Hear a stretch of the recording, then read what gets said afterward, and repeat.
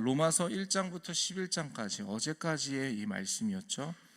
이 11장까지는 복음과 의롭다함에 대한 교리를 지식적으로 전달하는 데 목적이 있었다면, 이 12장부터는 지식으로 나는 그 복음을 받아들인 성도가 이제 일상의 삶에서 어떻게 이 복음으로 살아야 하는지를 다루고 있는 내용들이 이 12장부터 이어지고 있습니다. 정리를 하자면 복음으로 의롭다함을 받은 성도, 쉽게 말해서 예수 그리스도를 구주로 영접한 사람은 어떻게 살아가야 하는 것이 복음에 합당한 삶인가를 보여주는 것이 바로 로마서 12장부터의 내용이라고 우리가 볼 수 있는 건데요.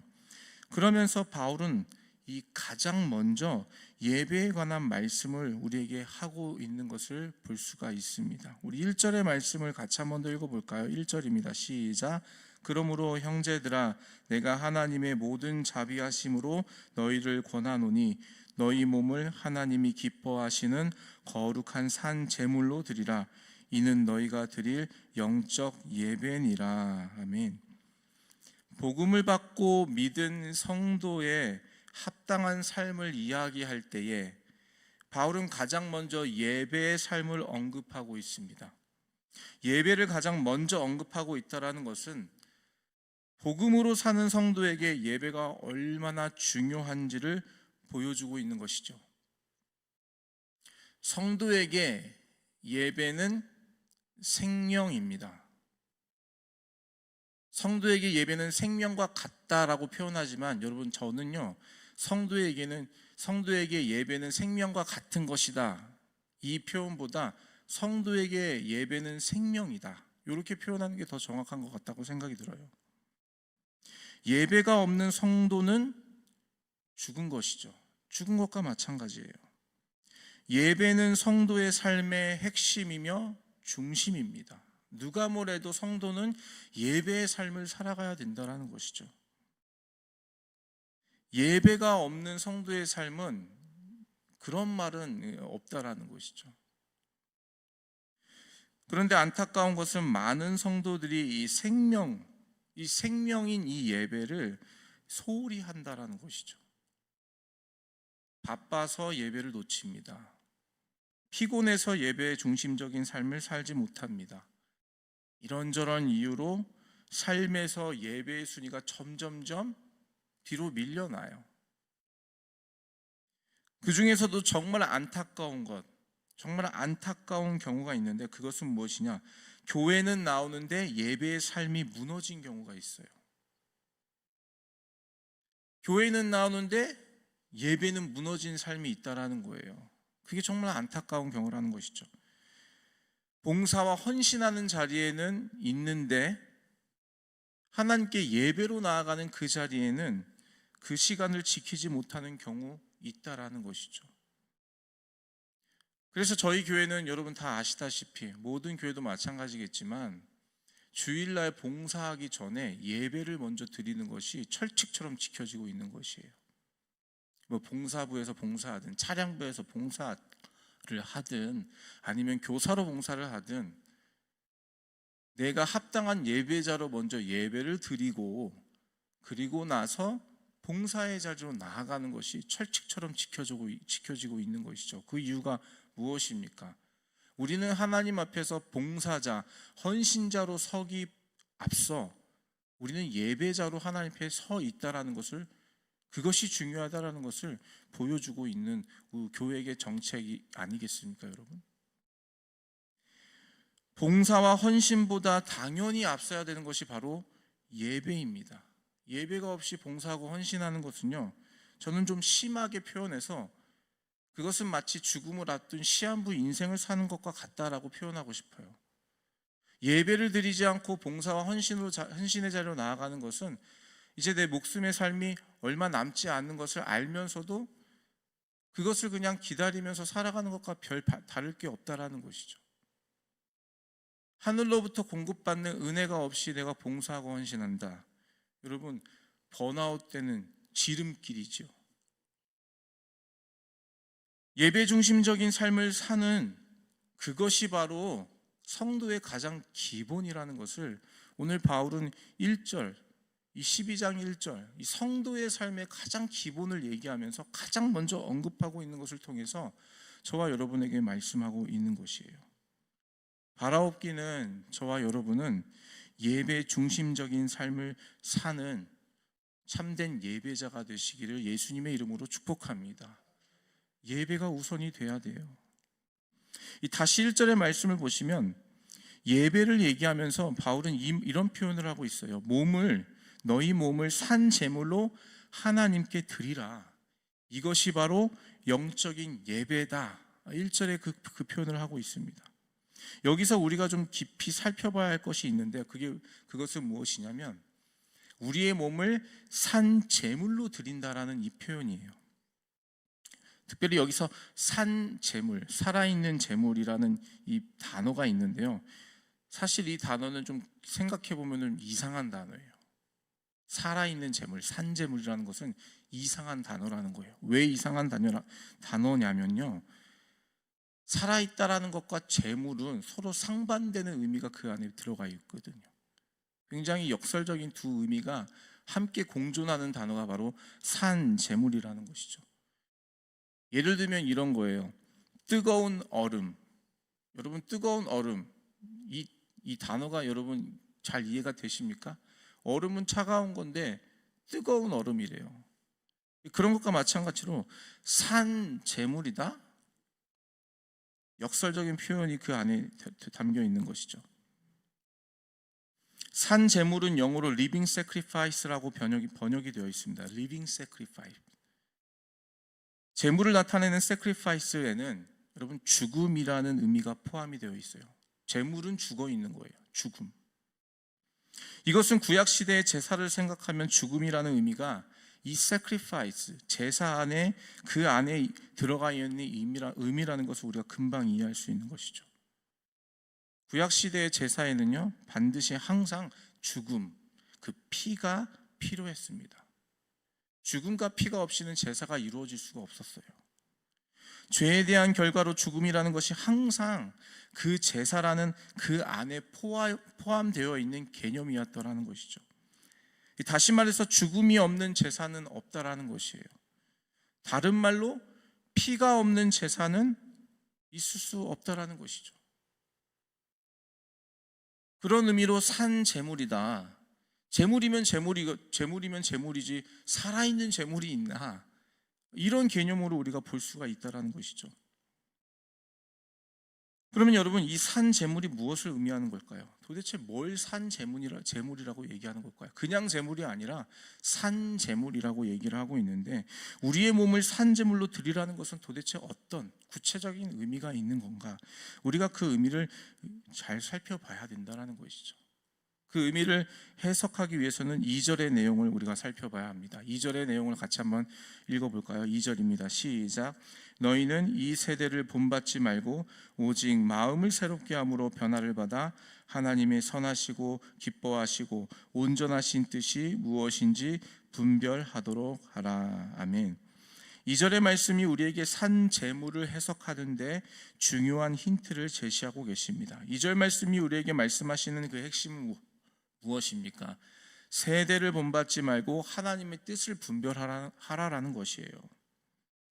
세대를 본받지 말고 하나님의 뜻을 분별하라라는 이 말씀 안에는 우리가 앞서 얘기했던 제사, 제물에 대한 그 제물 안에 있는 죽음이라는 의미가 내포되어 있다라는 것이에요. 어떤 죽음의 의미가 세대를 본받지 말고 하나님의 뜻을 분별하라는 것 안에 들어가 있을까요? 그것은 이런 것이에요. 이 세대를 본받고 따르려고자 하는 내 생각과 내 욕망과 내 욕심과 내 자아를 그것을 죽이고 하나님의 뜻, 하나님의 나라,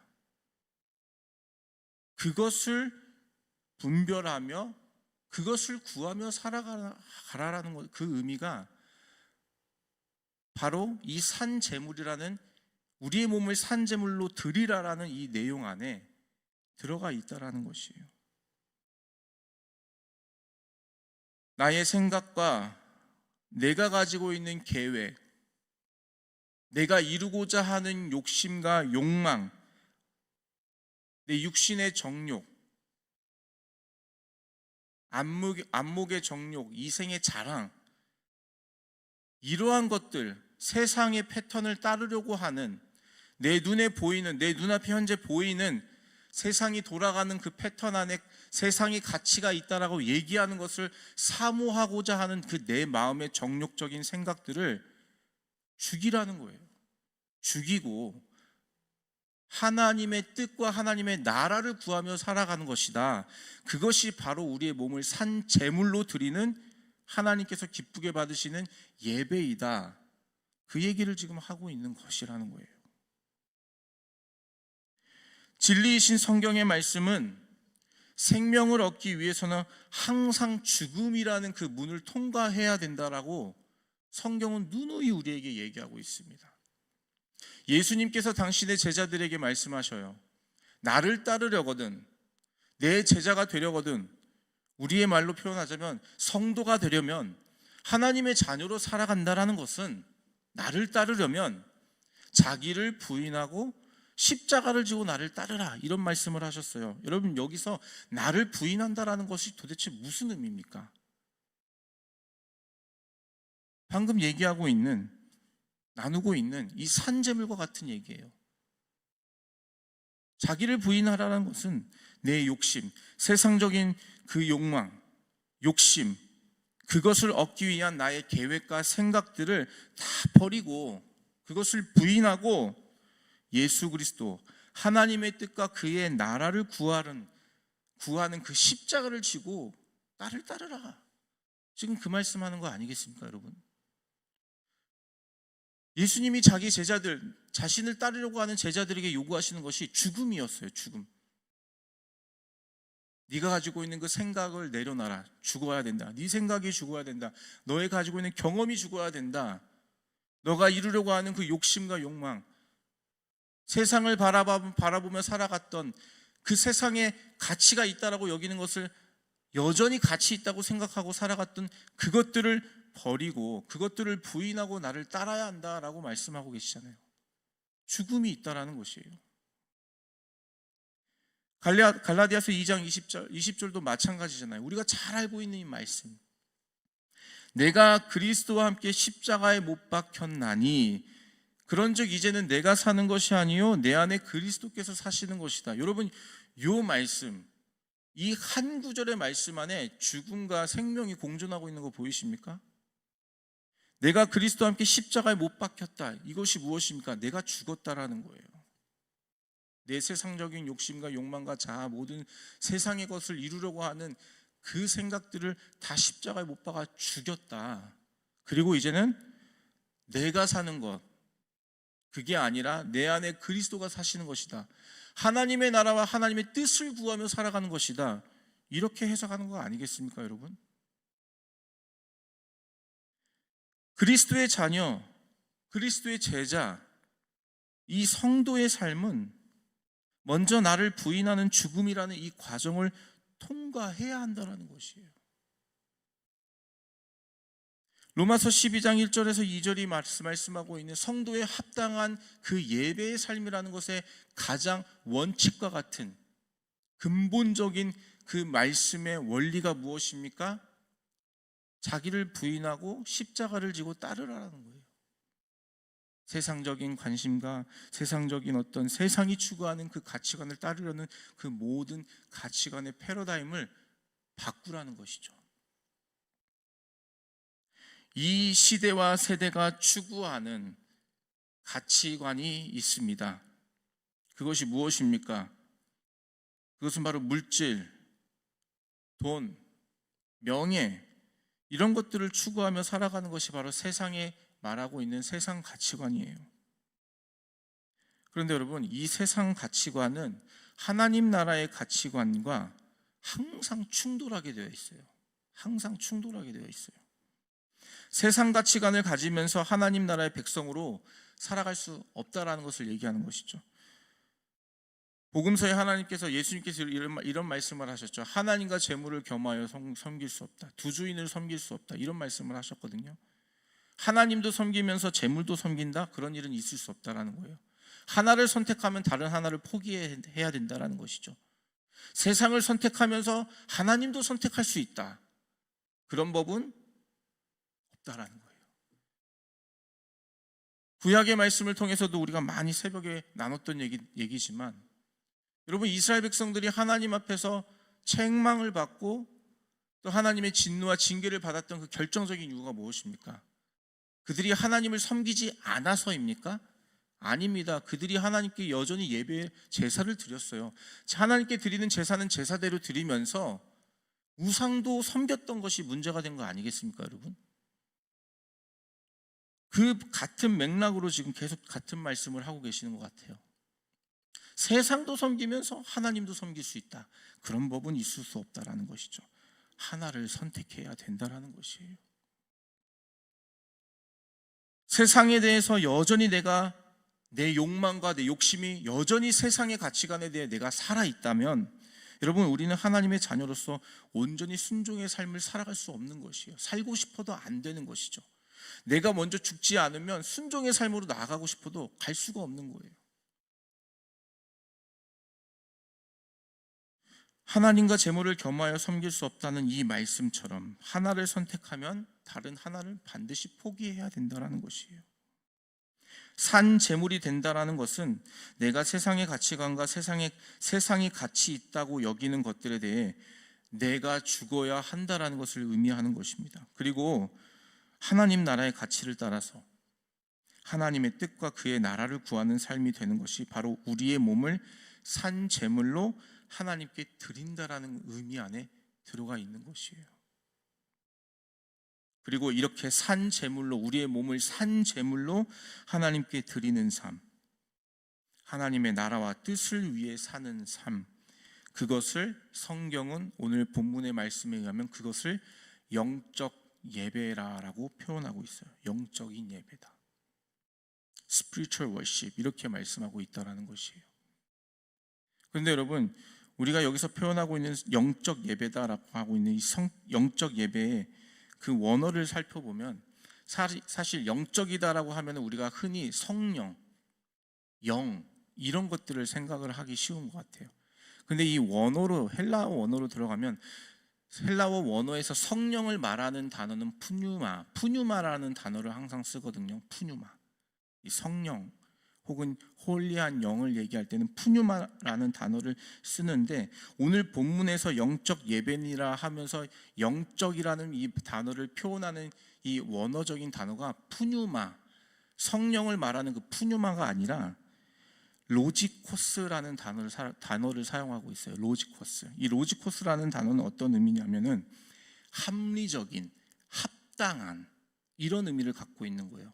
우리가 흔히 요한복음 1장 1절에 태초에 말씀이 계시니라, 이 말씀은 하나님이시다라고 했을 때 그 말씀이라는 그 말씀이 원어로 로고스인데, 이 로고스와 마찬가지로 같은 맥락에서 해석할 수 있는 것이 바로 이 로지코스라는 건데, 합당한, 마땅한 이런 단어로 우리가 한국말로 해석할 수 있는 것이죠.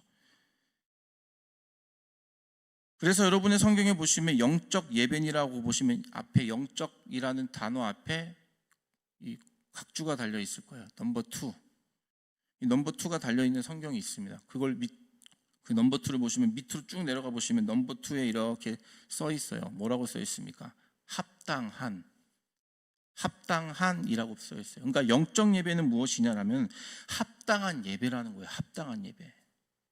어떤 성령의 은사가 나타나고 막 그런 개념으로 얘기하는 것이 아니라, 푸뉴마적인 어떤 성령 그런 개념을 얘기하는 것이 아니라 로지코스, 합당한, 마땅한이라는 표현으로 이 원어가 쓰여져 있다는 것이에요. 그러면 이 말씀을 해석할 때 이렇게 정리할 수가 있을 거예요. 영적인 예배라는 것은 신령한 은사 혹은 역사가 나타나는 이 푸뉴마, 그러한 어떤 의미를 담고 있는 예배를 말하는 것이 아니라 하나님께 마땅히 합당하게 드리는 예배, 그것이 바로 이 로지코스의 예배, 영적인 예배다라고 표현을 하고 있는 것이죠. 정리를 하면 이렇게 말할 수가 있을 것 같아요. 하나님께 합당하게 드리는 예배는, 하나님께서 받으시는 합당한 예배는 우리의 몸을 산 제물로 드리는 예배인데, 지금 우리가 나눴던 말씀 뭡니까? 산 제물로 우리의 몸을 드리는 것이 무슨 의미입니까? 세상 가치관을 따르지 않고 하나님 나라의 가치를 따라서 하나님의 뜻과 하나님의 나라를 가장 우선으로 구하며 살아가는 우리의 삶의 자리, 우리의 삶의 모든 영역, 그것이 바로 하나님께서 원하시고 우리를 향하여 기대하시는 합당한 예배라는 것이에요. 이러한 개념으로 우리가 예배를 살펴볼 때, 그러면 여러분, 이 자리에 모여서 예배드리는 이 제의적인 형식에 따라 드리는 예배만이 하나님께서 받으시는 예배이겠습니까, 여러분? 더 넓은 의미가 이 안에 들어있다라는 거예요. 우리의 삶의 자리에서 세상에 살지만 세상의 가치관을 따르려는 내 모든 욕망과 욕심을 다 죽이고 하나님 나라의 가치관을 가지고 하나님 나라의 뜻을 구하며 하나님 나라를 구하며 살아가고 있다면, 그 자리가 하나님께서 기쁘게 받으시는 예배의 자리가 또한 된다라는 것이죠.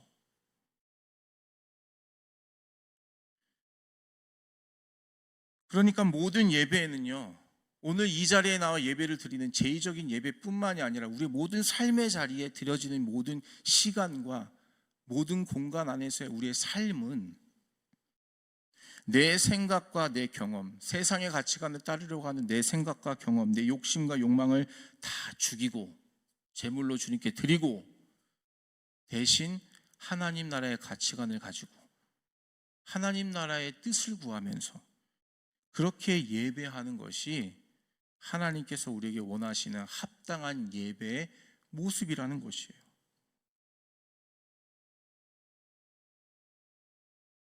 사도 바울은 이런 고백을 주님께 드렸어요. 내 몸을 쳐서 복종시킨다라는 고백을 바울이 했었는데요. 내 몸을 쳐서 복종시킨다. 세상을 계속 갈망하고 세상의 가치를 따라 살려고 하는 내 욕망, 내 몸을 계속 쳐서 복종을 시켰다라는 거 아니겠습니까? 내 자아를 십자가 앞에 죽이는 그 과정을 사도 바울이 얘기하는 거 아니겠습니까? 그러니까 하나님께서 받으시는 우리 참된 예배자, 마땅한 예배자, 합당한 예배자로 나아가기 위해서는요, 저와 여러분이 부단히 노력을 해야 되는데, 그것이 무엇입니까? 자꾸 내 자와 내 욕심, 세상을 따르려고 하는 그것을 자꾸 죽이는 훈련을 해야 한다는 것이에요. 그걸 자꾸 하나님께 제물로 드리는 훈련을 해야 된다는 것이죠. 그 과정이 없이는 우리가 하나님께 온전한 예배, 합당한 예배로 나아갈 수 없다는 것을 우리에게 또한 말씀해주고 계시는 것입니다. 오늘 로마서 12장 1절과 2절의 말씀을 통해서 성경은 우리에게 분명하게 말씀하고 계십니다. 하나님께서 받으실 만한 합당하고 마땅한 예배를 드려야 안 된다. 그 합당하고 마땅한 예배가 도대체 무엇이냐? 세상을 따르려고 하는 내 욕망을 다 제물로 드리고 죽이고 하나님 나라와 뜻을 구하며 하나님의 나라의 가치관을 갖고 하나님께서 가장 귀하게 여기시는 그것을 나도 또한 가장 귀하게 여기는 그 마음과 가치관을 갖고 살아가는, 그것이 하나님께서 우리에게 가장 기쁘게 받으시는, 하나님께 마땅히 드려야 될 예배라는 것을 우리에게 말씀해주고 계십니다. 저와 여러분은 우리의 생각과 우리의 자아를 십자가 앞에 다 내려놓고 하나님의 뜻과 그의 나라를 구하며 하나님이 기뻐하시는 합당한 예배자로 나아가시기를 예수 그리스도 이름으로 축원합니다. 우리 교회가